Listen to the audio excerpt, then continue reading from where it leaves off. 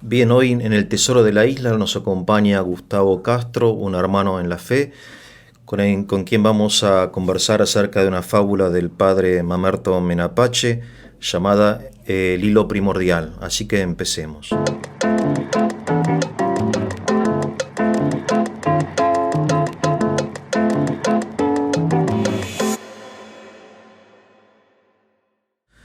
Gustavo, esta fábula yo te la escuché desarrollar a vos y después a otros miembros de Entretiempo, ¿no?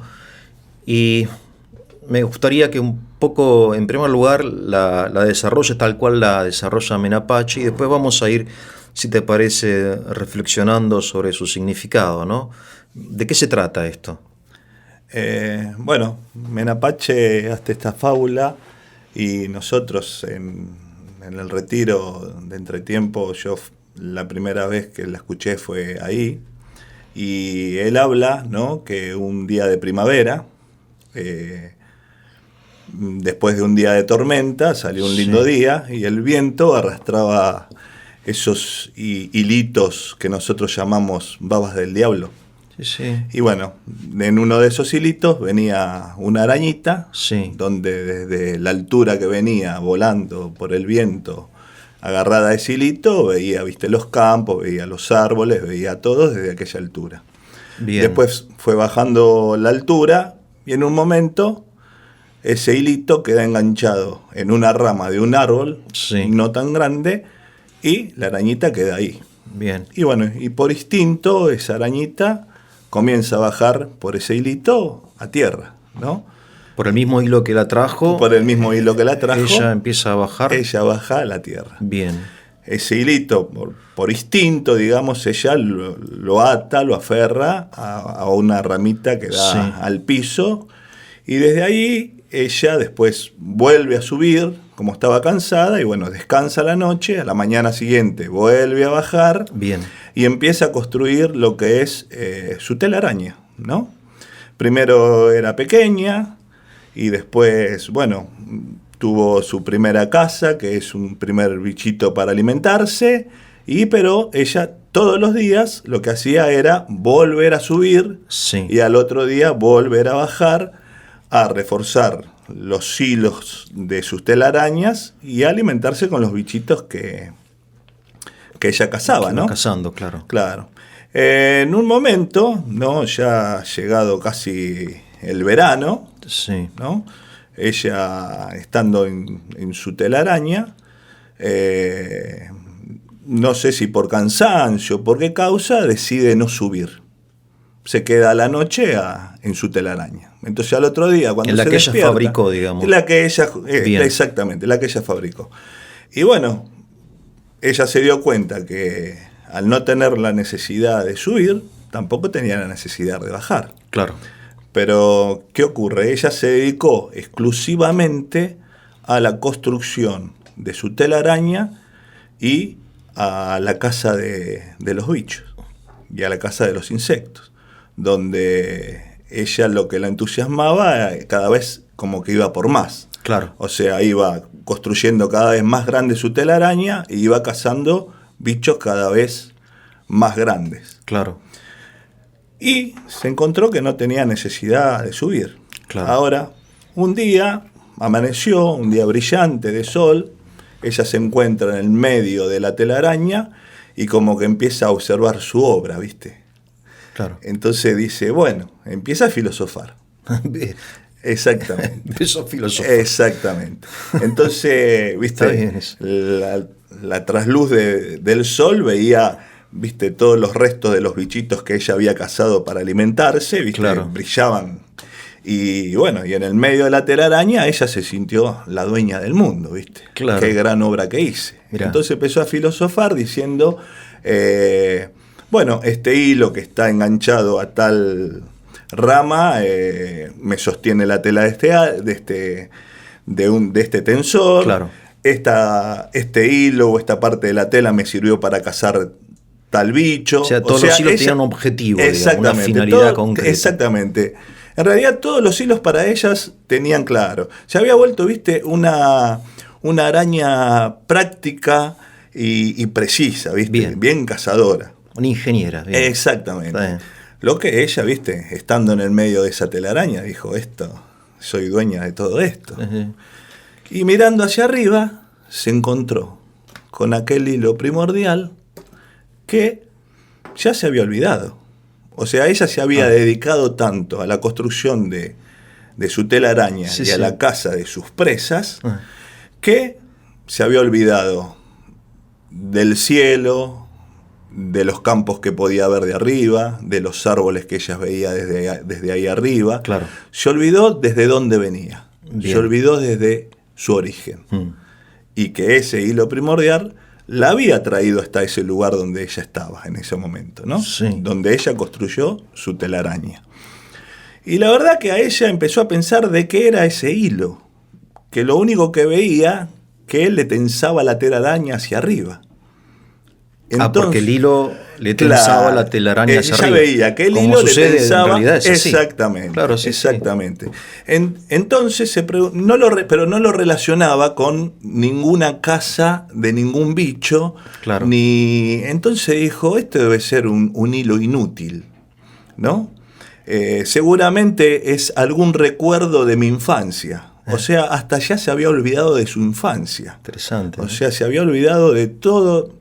A ver, esto es de donde ella vino, ¿no? De su origen, ¿no? Estaba tan concentrada en lo suyo. Bien. Y tan atrapada en su egocentrismo que se había olvidado del resto.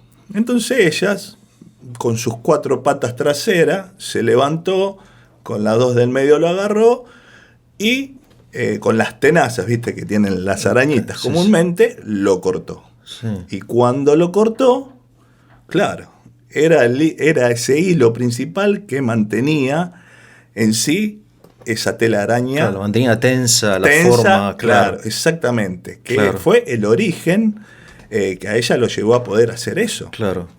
Y bueno, se le vino abajo la telaraña y ella quedó prisionada. Bien. Y quedó como desmayada.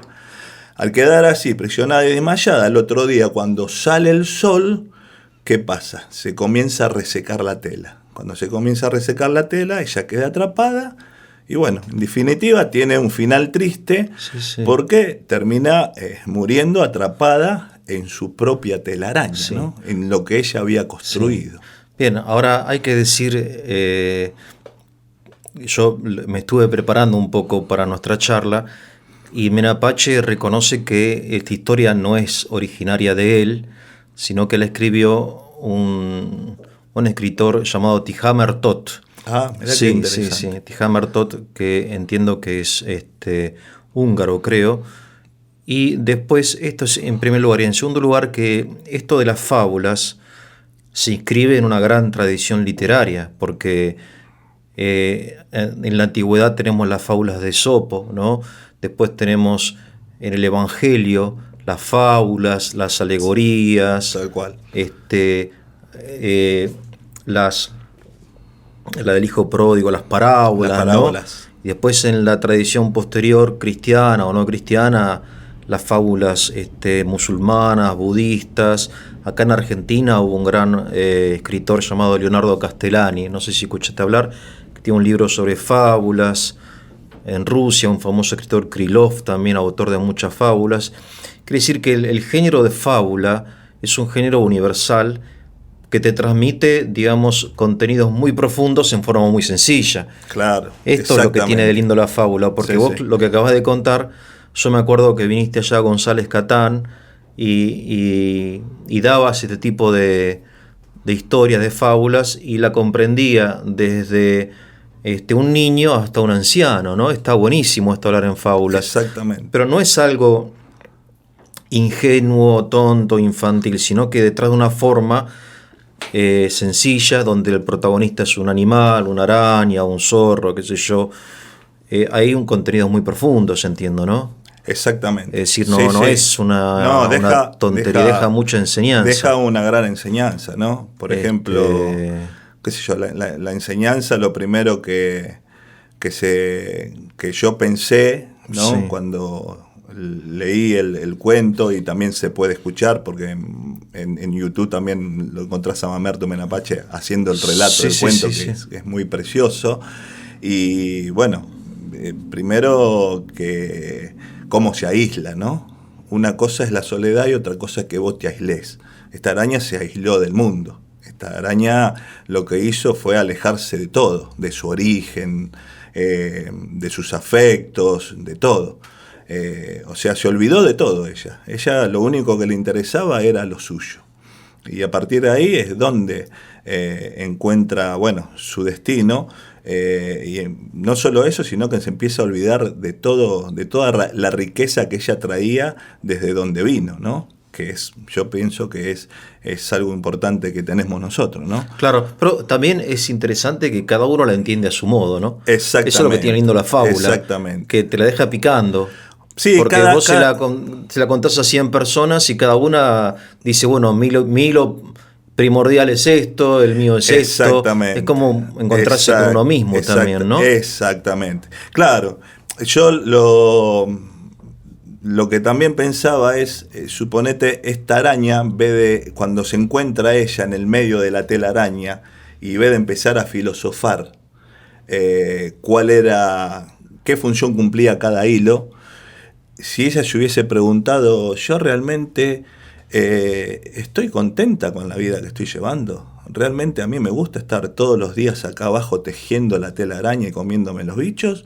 ¿O a mí me gustaría otra cosa? Yo creo que ahí empieza el encuentro con uno mismo, ¿no? En fijarte a lo que uno realmente, el corazón, le transmite para poder hacer con su vida.